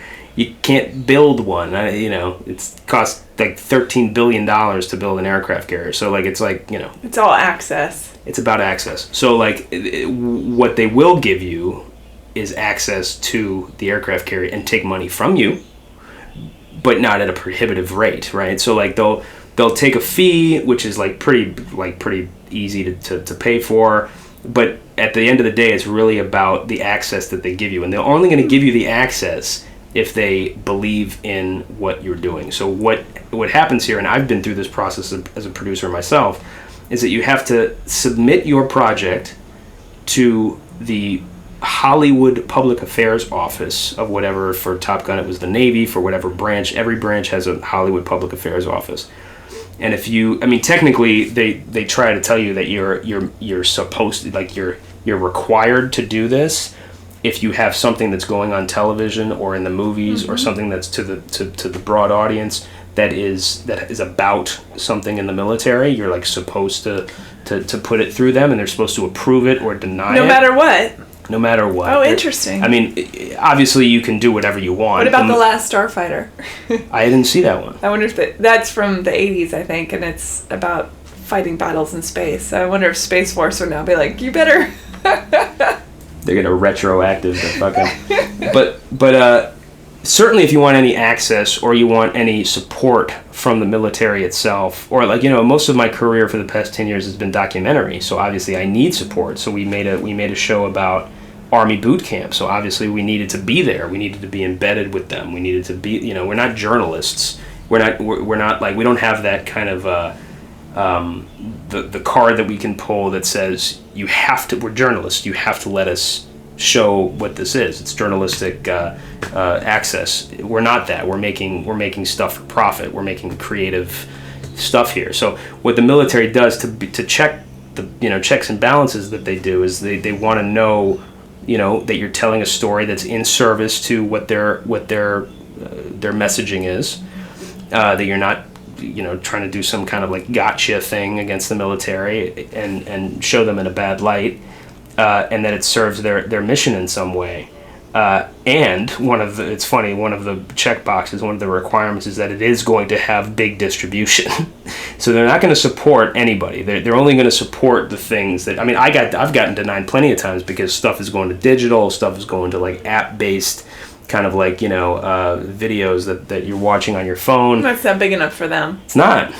They need, like, they're too busy dealing with the Top Gun Mavericks and the Michael Bay movies and the, you know, the stuff where they're, you know. But what they do is once they know that they're going to get a lot of, I mean, Top Gun Maverick is a perfect example of why the Navy Hollywood office exists, why they exist, why there is a whole, you know, command of people that are paid every day to do the job that they do, is because when a Top Gun Maverick movie comes out, it's a fucking huge recruiting video. Absolutely. I mean, it's like, I mean, we did a video ourselves. I was ready to join up. That's it. So one of the videos we got paid by Paramount to make for marketing Top Gun Maverick was a little mini documentary about this guy. We sent him to the screening, the screening that we put on in New York on the Intrepid. He's from Oregon or something, but he joined the Navy because of the original Top Gun. That's why he did it. And he tells us that story, and he's like watching the movie, and he's touring all the planes on the. It's like it's a thing, you know. So that's a big thing. So no, they don't. The military doesn't pay the studios to do this stuff, but it's more of the other way around. The studios need stuff from the military, and they only get it if there's a collaboration there. I've always wondered that. Yeah, it's interesting. So I perused wearethemighty.com. It's a cool site. I liked it because I like learning about history. There's a lot of historical stuff in there that I thought was fascinating. It seems like it also doesn't take itself too seriously. No, we don't. Because there's a lot of funny stuff in there. We don't. We're sort of like, I sort of say sometimes the website is sort of separate from what I do because there's not a lot of video on the website. A lot of our video goes to YouTube or goes to Facebook or goes to TV or goes to somewhere else. But the website is, I like the website because it is irreverent. You know, we're not political. We're not trying to tell like the hardcore stories of what's going on right now and like this is fucked up, check this out. It's like we were in the military, we're serving people that are interested in this community, and that's who we are. I mean, if you're going to be, you know, the biggest thing about guys who are in combat or who have had to go through the shittiest part of this life is that you make jokes, man. You know, you can't take it too seriously. You gotta, I mean, the military humor can get really dark. Yeah. But like it's you have to be able to laugh about shit, and that's where like the stand-up comedian and the military person overlap. It's like, you know, the best comedy is about shit that's the hardest to get through. The hardest stuff. It comes from the hardest stuff, and that's the best way. That's the only way to get through some of the darkest times in our lives. Is to laugh about it, is to make fun of it, you know, is to you can't take it too seriously. There's actually a psychological default that happens in the brain under immense stress that, like, if you're at a funeral and you start giggling and you start laughing uncontrollably, that's an actual thing that the brain does to protect you from the trauma of it or the pain of it. Right. We have to remember to laugh. Absolutely. You know? Because there's a lot of fucked up shit in the world, you know, and if you just kind of like, if you're concerning yourself with all that fucked up shit on its face value, and you're not making a joke out of it, or you're not kind of laughing at all, you know, the absurdity of it all, or like, you know, just kind of remembering to laugh about it, remembering to laugh, then you can get caught up in just being caught up in pain your whole life, and that's no way to live. I agree. You know? Augie, how can people find you and we've talked about wearethemighty.com, but how can people find you? If you want to find me, you can go to augustdannehl.com. Spell that for folks. August like the month, and Dannehl is spelled Dannehl. The H will always trip people up. The H trips me up sometimes. augustdannehl.com. Chef August 37 is my Instagram. Are you a big chef, or is that just a random thing that you... This is the thing. So your episode on me is going to be like 4 hours long, because like there's too many things. I do too many fucking things. I love that, though. I'm a master of none. So I do cook. I like... This can be the part 2 of this. Are you a good chef? I'm okay. Because your Instagram posts, they look pretty delicious. So, the Food Network thought I was good enough to compete as one of the 10 best home cooks in the country. So that was like a Top Chef, basically, for home cooks, was that show. And then I've cooked with Lydia Bastianich. She's like she's a live Julia Child. Like, she's on PBS. The live Julia Child is an awesome way to describe somebody. She's an alive Julia Child. She's living. But if you look her up, she is the Julia Child of PBS of these days, right? Yeah. Like, she is all over PBS, and she has a big following, and she Oh, you know who... I'll tell you why you know who Lydia Bastianich is. She owns Italy. You don't know what Italy is? I have no idea what So that right is. down the block here in West LA, in Century City, is a Italian mecca of like grocery store, Oh, cool. restaurant, pizzeria. It's like Disneyland. It's like Italian Disneyland for food. Okay. It's insane, and it started in New York, and there's one in LA now. I think there's one they're all over the country now. It's become a huge thing. But like, you know, Mario Batali is sort of in her kind of world, and her son John. I don't know. I can't think of what his first name is, but Bastianich is like the. Have you heard of MasterChef on Fox? I mean, So like the Gordon Ramsay show where he's like yelling at people the whole time. One of his other minion people is this bald guy, Bastianich. It's Lydia's son. So she's kind of like this food personality. But yeah, I cook. I've never really cooked in a restaurant. So the debate about what the word chef actually means is interesting. I say a chef is anybody who's paid to cook with creative prowess. You know, if you're being paid to cook creatively, you're a chef. You're not a chef if you cook at the Olive Garden. You're a cook because you're not using creativity. And most of the time, I'm not a chef because I'm cooking creatively, but I'm not being paid to do it. So I think a chef is someone who has both, who's like, it's their profession and they're creative, you know? And if you look at the French kind of like, because the French have a very stringent breakdown of what it is in the kitchen. And there's the head chef, I mean, there's the executive chef, then there's the sous chef, then there's the chef de cuisine who runs the kitchen, or the sous chef's actually the sous to the chef de cuisine, and then there's, at a certain point it becomes cooks. You know, they're not called chefs anymore, like the line cook, you know, the prep cook. You know, so like, in that world, it's like, I think once the creativity and it's all very military. The French brigade is very military. It all comes from Napoleon's army. It's fascinating. There's so much French army in classically French high-end kitchens. It's called the French brigade. Brigade is a military word. Mm-hmm. That's so fascinating. Everybody should watch The Bear on Hulu. I've heard that's great. It's very cool. It's very cool. It's very, very chefy. If you're like into like chef stuff and like kitchens and shit, The Bear is awesome. I like eating very much, and I make the best mac and cheese in the world. In the world? I don't know. I'm just giving myself that. How do you make your mac and cheese? It's got a lot of different kinds of cheeses, and it's very kitchen sink. I throw in all sorts of vegetables and. How do you start it? You start with the sauce? I start by steaming the vegetables. Vegetables, okay. Mm-hmm, lots of different kinds of vegetables, mm-hmm. And then I make the pasta, and then I add in tons of like 3 or 4 different kinds of cheese, depending on who's eating. Do you make a cheese sauce? Or you just add shredded cheese to I'm your adding pasta? Different kinds of cheeses. Yeah, Okay. I have all different kinds of cheeses, and then depending on who's eating and what their dietary restrictions are. But there's no butter, there's no milk, there's no flour. There's butter. I use oat milk, which I know probably horrifies people, but I don't usually have regular milk.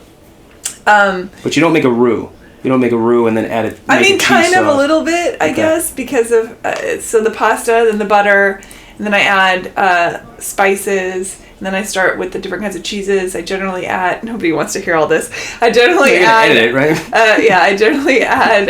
Just cut. Like, how do you make your macaroni and cheese? Cut to the next thing.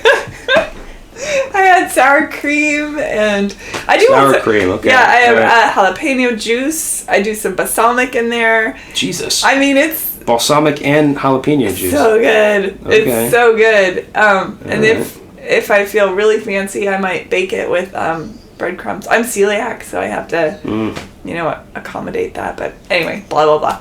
All right, so wearethemighty.com, your Instagram, your Chef August 37. Chef 37. Chef August 37. 37 on Instagram. Your own website. AugustDannehl.com. Anything else? Any other ways to find you? I mean, there's plenty of other ways, but they're less sexy. Like, you can find me on LinkedIn. Ooh, sexy. Find me on Facebook.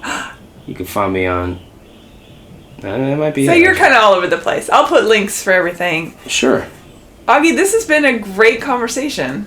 I think, hey, this has been awesome. I've really enjoyed it, and I appreciate that you're willing to go in all the different tangents with me. That's how I live my life. We covered a lot of subjects that I find quite fascinating: history, military, veteran affairs, all this stuff. Macaroni and cheese. Macaroni and cheese. So we didn't even go down the Broadway route. We didn't go down, like, there's all kinds of other routes. Yeah, you've had quite a life, for sure. Yeah, it's I really consider myself a Renaissance man. Like, I really value that. I love to be able to live in the different worlds of Broadway and Hollywood and the military and professional kitchens and television cooking. Like, everything's got its own kind of little flavor, you know? Mm-hmm. And do you have a favorite Broadway show? Hamilton. Hamilton's so good. Hamilton is next level. My best friend Ellen took me to see that in Nashville, and I cried. It was so good. It's next level shit. My stepbrother was in it. He was King George. Such a great character. Yeah, and he's hilarious. Alexander's hilarious. So he was great in it. But it's like I've easily seen over 100 Broadway shows in my life, from the pit, from the seats, from backstage. And to tell you the truth, to be frank with you, I'm not a huge fan generally of Broadway. Like, I am a filmmaker for a reason. Broadway has this spectacle about it that it's the same reason why I can't really get into, like, old school Hollywood movies. You know, like, and the music swells, and it's like I like movies that I can relate to, you know, and that's the kind of filmmaker I try to be, is stuff that can relate to people. You can feel it in your own day-to-day, like, you know what I'm saying? I'm not trying to make some kind of fucking crazy spectacle about something.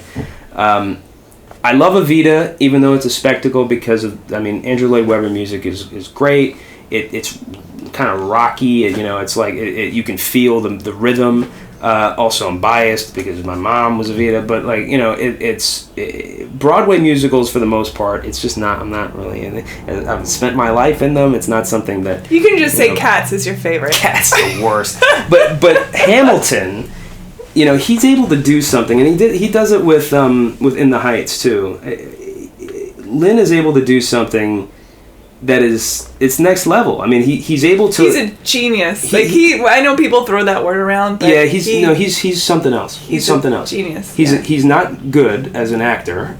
He's not. He doesn't have a very good voice, but he is an amazing visionary, right? Because he's not only doing something new, he's certainly doing something new to the nth degree, but he's paying homage to Sondheim. He's paying homage to Hammerstein. He's paying homage to the people who've come before him, while still doing something so novel and something so next level. It's something that's so kind of like new, but still couching it here and there. This is why my mom and my stepdad called me after they saw the show very early on, before it even got really much press. I mean, they might have saw it at the Shakespeare in the Park. They might have seen it when they were still doing it at the Public, but they were like jazzed up about it. And my mom and stepdad they're not hip hop people. They're not like, you know, they couldn't name you a Tupac song, you know what I mean? But they were so inspired by it because it grabbed them, because it was so important and so good. But it was also, they loved the fact, and Paul was a very, very, Paul and Stephen Sondheim were, you know, they were very close friends. And, you know, very serious about the music, very serious about the format of everything, you know. My stepdad wouldn't be the first person, 85 years old, he wouldn't be the first person to be like, oh yeah, rap in a musical, that sounds great. You know, it's like he's kind of a traditionalist. So the fact that he was inspired by it is a big deal. And it was because it wasn't just someone going out. It wasn't as good as Book of Mormon is. It's great. It's still just kind of like, we're doing our own thing.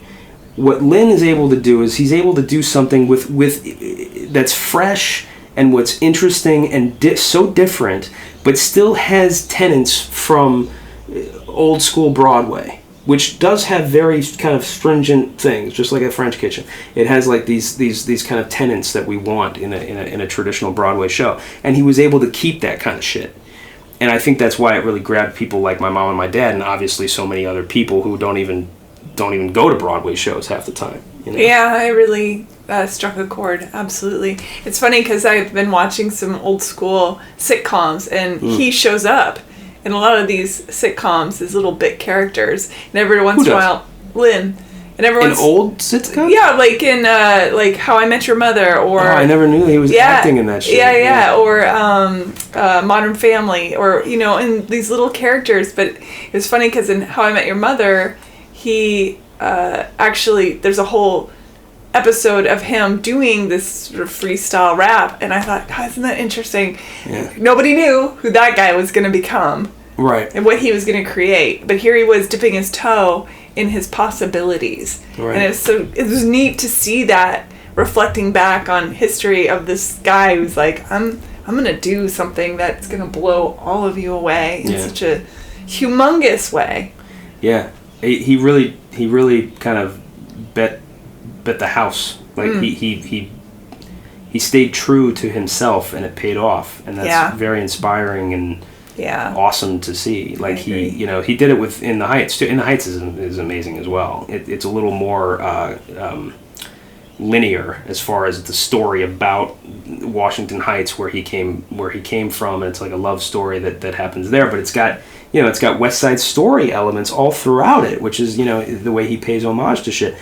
Hamilton is more magnanimous. Hamilton is more global, and a really genius way of telling the story of Alexander Hamilton being a veteran, and the way our country was started, and that kind of thing. The way that it's cast, the way that the hip hop of it. And it's funny, and it's serious, and it's heart-wrenching. Everything is in it. That's the thing, is like he has all those tenets of traditional Broadway, but it's done, in my opinion, in a way that's just sexier. I mean, it's just done in a way that just feels more, it hits you in your heart more, Like when I go and I watch, the first one that comes to mind is A Fiddler on the Roof, but that's actually pretty good. I loved Fiddler on the Roof. Fiddler's great.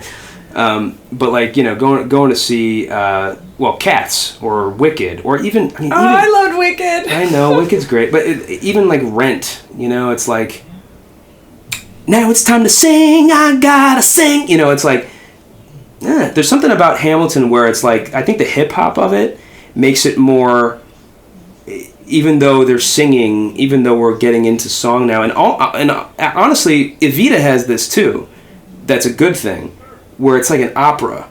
So Hamilton, no words are ever spoken. In Evita, no words are ever spoken. They're always sung, but Hamilton has the rapping. But I think that helps it, because when you're talking in a scene, and we're having a scene that's dialogue, and we're just talking, and then all of a sudden, I start singing now. It's like, it doesn't feel real. Like I can't follow that. People love it, but like I am like, the idea is your emotions are so big in what's happening in the scene that you have to start singing. But it's like, I don't do that in reality. Which I wish happened. You know what I mean? So desperately. I'm either singing the whole time, or I start to rap, which like that might happen in reality. It's just about what you can relate to, what feels real. In a perfect world, I'll wake up and everyone is singing everything. Hey, I would probably live in that world. But until then, I'm just gonna watch Hamilton. Yeah, it's great. Augie, thank you. Thank you. Thank you for listening, everyone, and for hanging in there. I know this is a long one, but my God, so worth it. Thanks, everybody. Good night. Bye. Rate, review, subscribe, follow Hey Human Podcast on iTunes, Spotify, or wherever you get your podcasts. Thanks. Bye.